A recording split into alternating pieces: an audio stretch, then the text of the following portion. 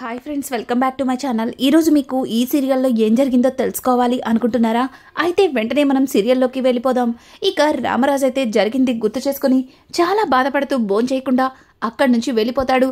ఇక రామరాజు భోంచేయలేదని చెప్పి సాగర్ అలాగే ఇంకా ధీరజ్ ఇద్దరు కూడా నర్మద వల్లే, ప్రేమ వల్లే అని చెప్పి ఇంకా వాళ్ళ భార్యల గురించి చెప్పుకుంటూ బాధపడుతూ ఉంటారు.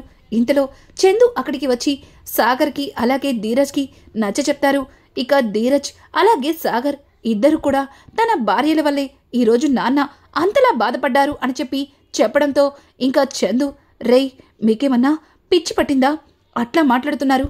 చూడ్రా, ప్రేమ ఆడతా పాడతా చదువుకోవాల్సిన అమ్మాయి, కానీ తను నిన్ను పెళ్లి చేసుకున్నందుకు నీ కష్టాన్ని చూడలేక నీకు సహాయంగా తను జాబ్ చేసి ఎంతో కొంత నీకు హెల్ప్గా ఉండాలని అనుకుంది.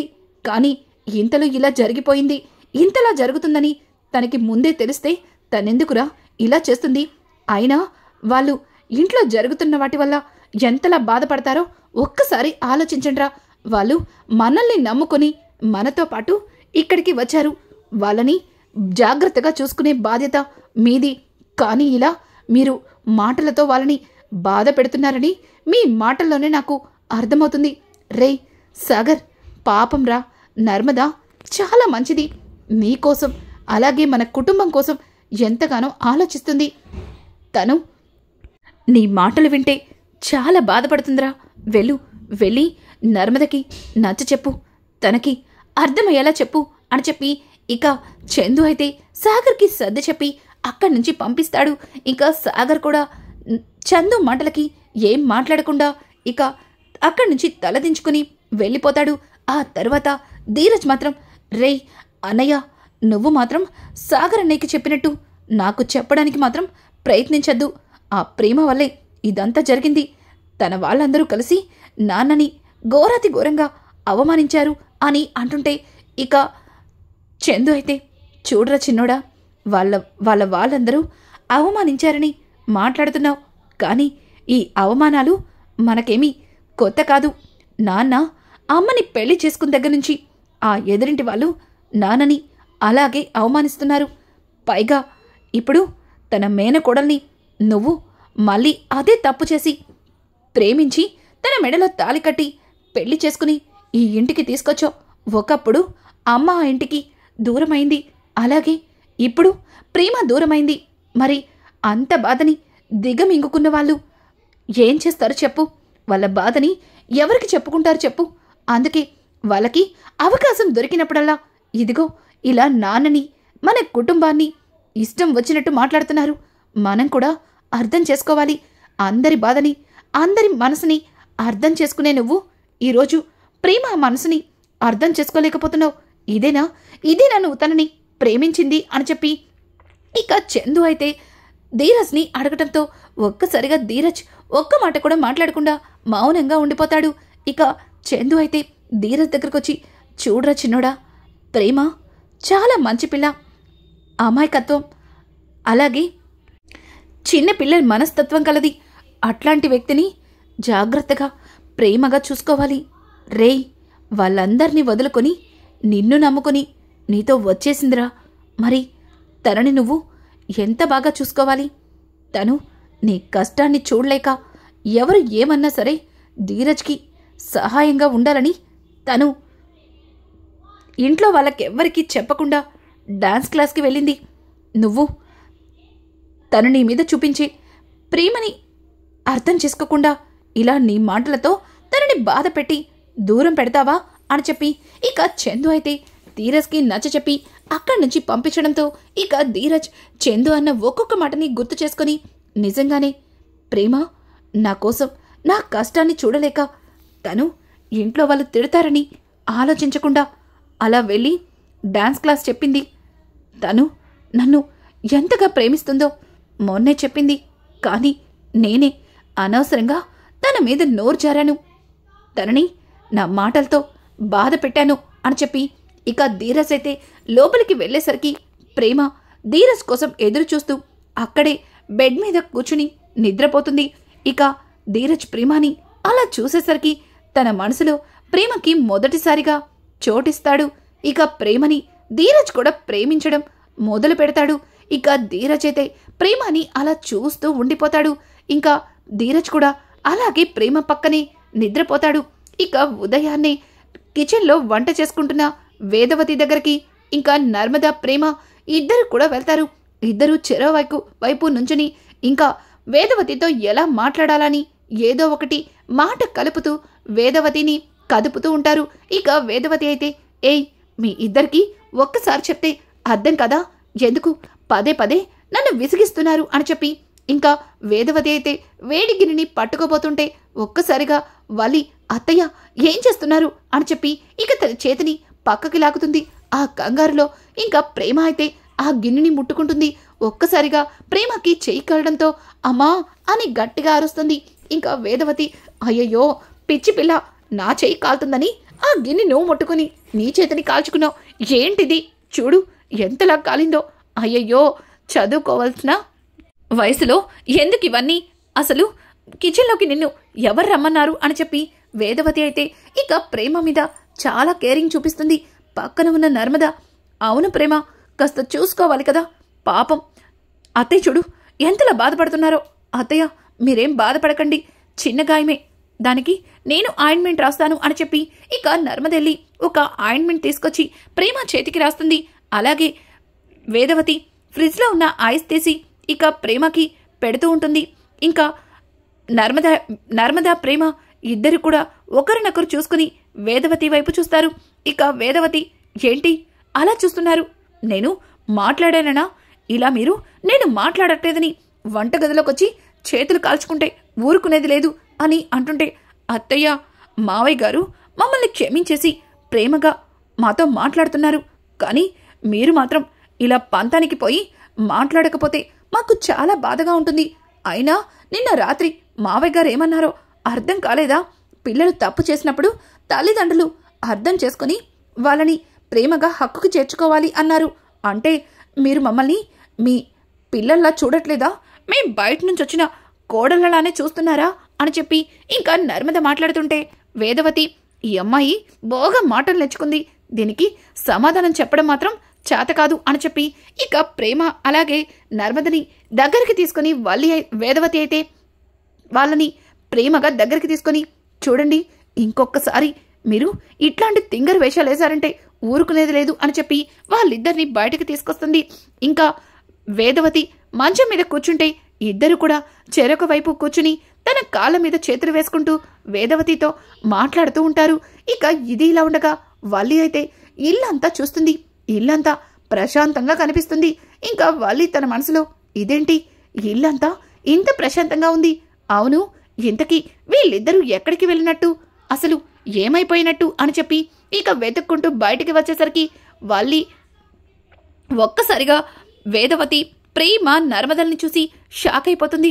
అయ్య బాబోయ్, ఇదంతా కళ నిజమా, అంటే వీళ్ళు అత్తయ్య గారికి దగ్గరైపోయారా అని చెప్పి ఇక వల్లి అయితే ఉన్నట్టుండి అక్కడికక్కడే స్పృహ తప్పి పడిపోతుంది. ఇంకా వేదవతి అయితే వల్లిని చూసి అమ్మా వల్లి అని వెళ్ళబోతుంటే ఇంకా నర్మదా ప్రేమ వేదవతిని ఆపి, ఇప్పుడు కనుక మీరక్కడికి వెళ్ళారంటే మనం మాట్లాడుకుంటున్నామని ఆవిడ గారికి అర్థమైపోతుంది. మీ అగ్గిపుల్ల కొడలు మీరనుకున్నంత అమాయకురాలేమీ కాదు, తెలిసిందంటే ఇట్టే పుల్ల గీసేసి పడేస్తుంది, తర్వాత భగ్గుమంటుంది, కాస్త మీరు ఆగండి అని చెప్పి ఇక వల్లి అయితే నర్మద అయితే వేదవతికి ఏదో చెప్తుంటే పాపమే అని అంటుంటే, చూడండి అత్త, మీరిలాగే తన మీద జాలి చూపిస్తే ఇంకెప్పటికీ మనం సంతోషంగా కలిసి ఉండలేము అని చెప్పి ప్రేమ అంటుంటే ఇక వేదవతి సరే అని చెప్పి అక్కడి నుంచి లోపలికి వెళ్ళిపోతుంది. తర్వాత ప్రేమ వాటర్ తీసుకొచ్చి నర్మద చేతిలో పెడితే నర్మద వల్లి మొహం మీద నీళ్లు కొడుతుంది. ఒక్కసారిగా వల్లి కళ్ళు తెరిచి అంతా చూస్తుంది. అక్కడ ఏమీ కనిపించకపోవడంతో ఇక నర్మద, అక్క ఏమైంది అని అంటుంటే, ఇక్కడ అత్తయ్య గారు ఉండాలి కదా, అత్తయ్య గారు మీరు కలిసి నవ్వుకుంటూ కిలికిలా నవ్వుతూ మాట్లాడుకుంటున్నారు కదా అని అంటుంటే ఇక లోపల నుంచి వేదవతి వల్లి అని గట్టిగా అరుచుకుంటూ అక్కడికైతే వస్తుంది. వల్లి ఒక్కసారిగా వేదవతిని చూసి, ఇదేంటి ఇక్కడ ఉండాలి కదా, ఈవిడ అక్కడికి ఎలా వెళ్ళారు, అసలు ఏం జరిగింది అని చెప్పి వల్లి ఆశ్చర్యంగా చూస్తుంటే ఇంకా వేదవతి అయితే అసలు నీకు బుద్ధుందా, ఏం మాట్లాడుతున్నావో అర్థమవుతుందా అని చెప్పి వాళ్ళని నిలదీస్తుంటే ఒక్కసారిగా వాళ్ళి అయ్య బాబోయ్ నేనేం చేశాను అత్తయ్య గారు, నన్ను అట్టా మాట్లాడుతున్నారు, మీరే వీళ్ళు చేసినవన్నీ మర్చిపోయి వీళ్ళతో కలిసిపోయి మాట్లాడుతున్నారు అని అంటుంటే నోరు మొయ్యి వాళ్ళి, ఇంటికి పెద్ద కొడలిగా వచ్చి ఇంట్లో అందరినీ చూసుకుంటావని అనుకున్నాను, కానీ నువ్వు పెద్ద కొడలిగా అడుగుపెట్టి నువ్వు చేసే పని ఇదేనా? అయినా ఇన్ని తప్పులు చేసిన వాళ్ళతో నేను ఎలా మాట్లాడతాననుకుంటున్నావు? అసలు నువ్వు నా గురించి ఇలా తక్కువ చేసి మాట్లాడడం నాకేం మాత్రం కూడా నచ్చలేదు. చూడు, వాళ్ళంతట వాళ్ళొచ్చి నాతో మాట్లాడాలనుకున్నా నేను వాళ్ళతో మాట్లాడటమే కుదరదు అని అనుకుంటూ ఇక వేదవతి అక్కడి నుంచి వెళ్ళిపోతుంది. ఒక్కసారిగా వేదవతి మాటలకి వాళ్ళి తెగ సంబరపడిపోతుంది. విన్నారుగా అత్తయ్య గారు ఏమన్నారో అని అంటుంటే దానికి నర్మద అయితే మరి నువ్వేంటి ఇందాక కలిసిపోయారా అంటున్నావు, ఏ కలిసిపోతే నీకు ఆకలేదా అని చెప్పి ఇంకా వేదవతి అయితే వాళ్ళని అడుగుతుంది. వాళ్ళి చూడండి, అత్తయ్య గారితో కలిసిపోయినట్టు నాకు జస్ట్ కళ మాత్రమే వచ్చింది, కానీ మీరు కలిసిపోయినట్టు తెగ ఓవర్ చేసేస్తున్నారు. ఇదిగో ప్రేమ, నువ్వు ఇలా ఖాళీగా ఉంటే నాకు అస్సలు ఇష్టం ఉండదు. నువ్వు చేసిన పనికి నీ పనిష్మెంట్ ఇంకా పూర్తవ్వలేదు అని చెప్పడంతో ఒక్కసారిగా ప్రేమ షాక్ అయిపోతుంది. అక్క ఏమంటున్నావు? నిన్న నువ్వు స్టోర్ రూమ్ మొత్తం క్లీన్ చేయమన్నావు, క్లీన్ చేశాను కదా, మరి ఇంకా పనిష్మెంట్ పూర్తవ్వకపోవడం ఏంటి అని అంటుంటే అవును, పనిష్మెంట్ పూర్తవ్వలేదు.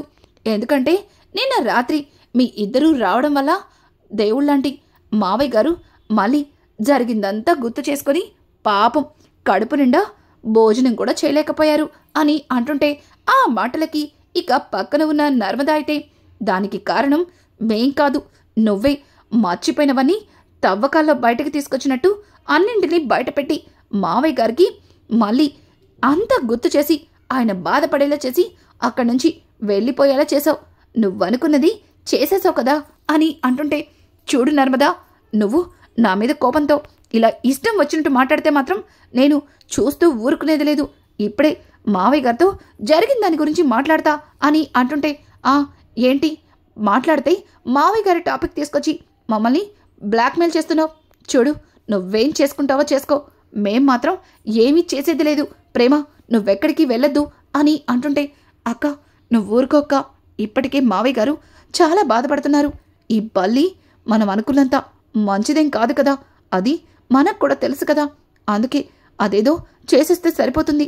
చెప్పు ఏం చేయాలి అని చెప్పి ప్రేమ అయితే ఇంకా వాలీని అడుగుతుంది. వాలి ఏం చేస్తావు, వెళ్ళి బట్టలు ఉతుకు అని అంటుంటే పక్కన ఉన్న నర్మద ఏంటి ప్రేమ బట్టలు ఉతకలా, తను నీకు ఎట్లా కనిపిస్తుంది, అయినా మన ఇంట్లో వాషింగ్ మిషన్ ఉంది కదా అని అంటుంటే వాషింగ్ మిషన్ ఉంది, కానీ అది ఆన్ చేయడం వల్ల ఇంటికి చాలా కరెంటు బిల్లు వస్తుంది, అందుకే ఈ రోజు నుంచి బట్టలన్నీ ప్రేమనే ఉతకాలి, నువ్వు వెళ్ళి గిన్నెలు కడుగు అని అంటుంటే ఏం మాట్లాడుతున్నావు అని చెప్పి ఇక నర్మద అయితే వాళ్ళని అడుగుతుంటే వాళ్ళి నీకు సరిగా వినిపించలేదేమో నర్మద సల్లై, నువ్వెళ్ళి గిన్నెలు కడుగు, ప్రేమ బట్టలు ఉతుకుతుంది అని అంటుంటే ఇక నర్మద చూడు, నాకు అట్లాంటి అలవాట్లు లేవు, ఆయన ఇంట్లో కరెంటు బిల్లు ఎక్కువ వస్తే కట్టుకుంటాం, అంతేగాని ఇలా కరెంటు బిల్లు ఎక్కువ వస్తున్నాయి, అలాగే నీళ్లు సరిగా రావట్లేదు, ఇలాంటి కాకమ్మ కబుర్లు చెప్పొద్దు అని చెప్పి నర్మద అంటుంటే చూడండి,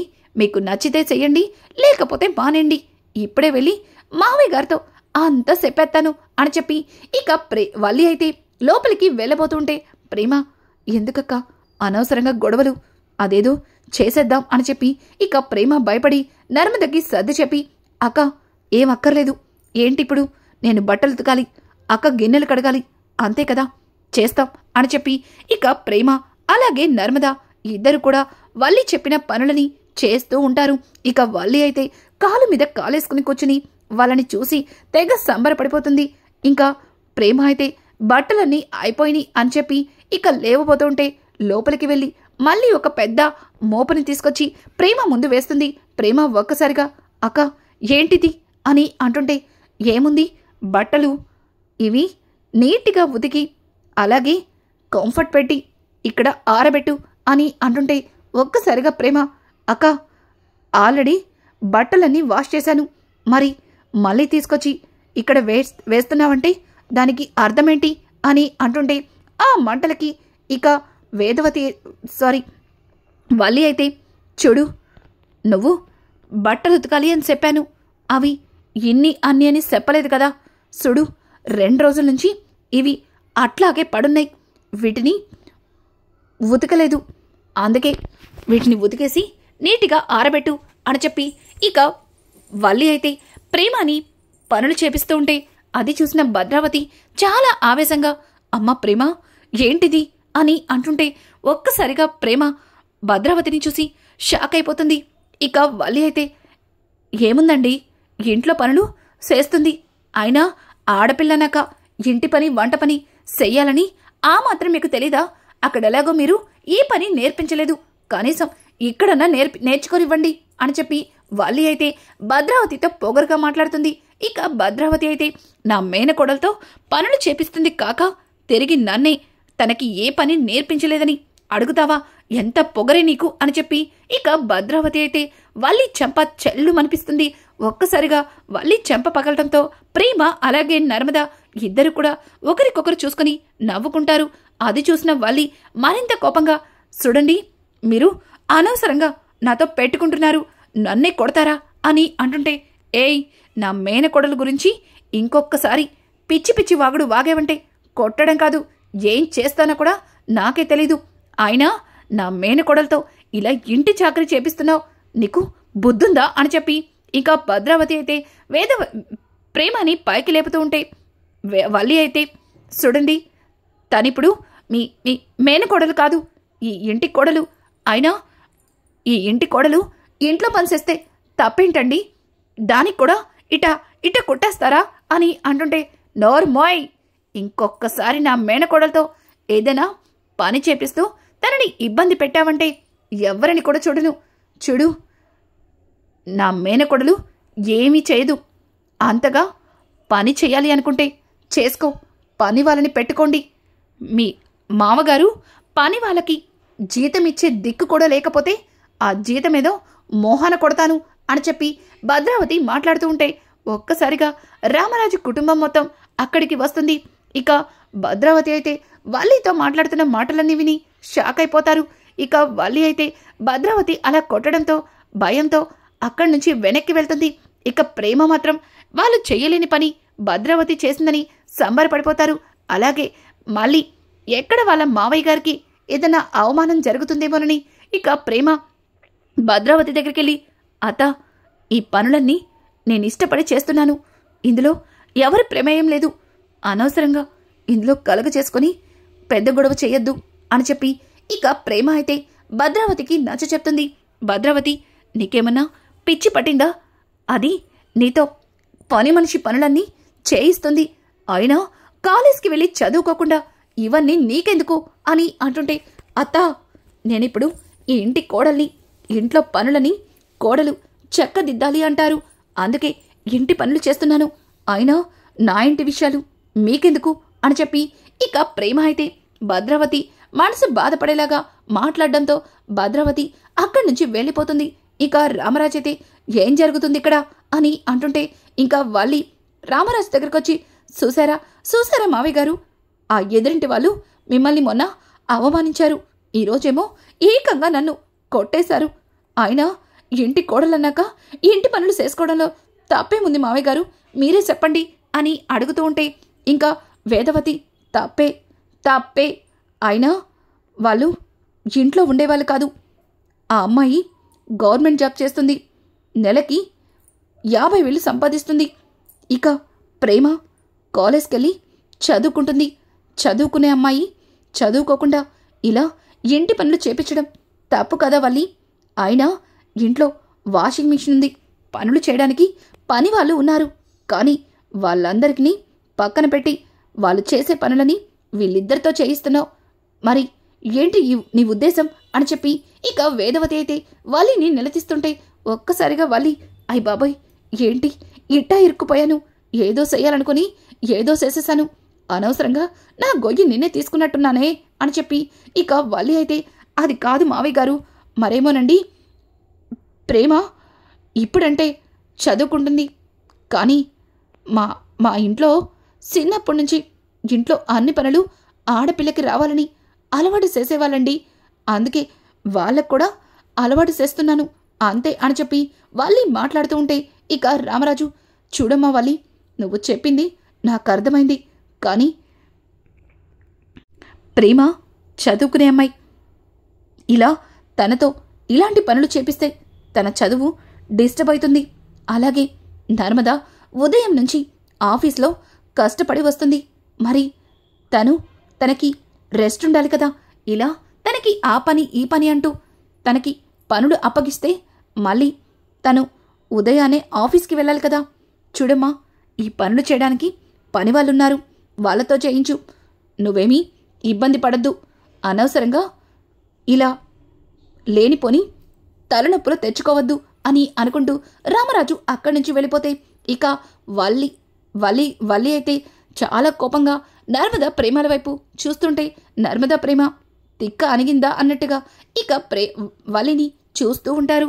రానున్న ఎపిసోడ్స్లో ఇక వల్లికి జరిగిన అవమానంతో వల్లి ఏం చేయబోతుంది, ఇంకా వల్లి చేస్తున్న పనులకి నర్మద ప్రేమ కలిసి వల్లి బండారాన్ని ఎలా బయట పెట్టబోతున్నారు. రానున్న ఎపిసోడ్స్ మరింత ఇంట్రెస్టింగ్గా మారబోతున్నాయి. ఈ వీడియో మీకు నచ్చినట్టయితే లైక్ చేసి సబ్స్క్రైబ్ చేసుకోవడం మాత్రం మర్చిపోకండి.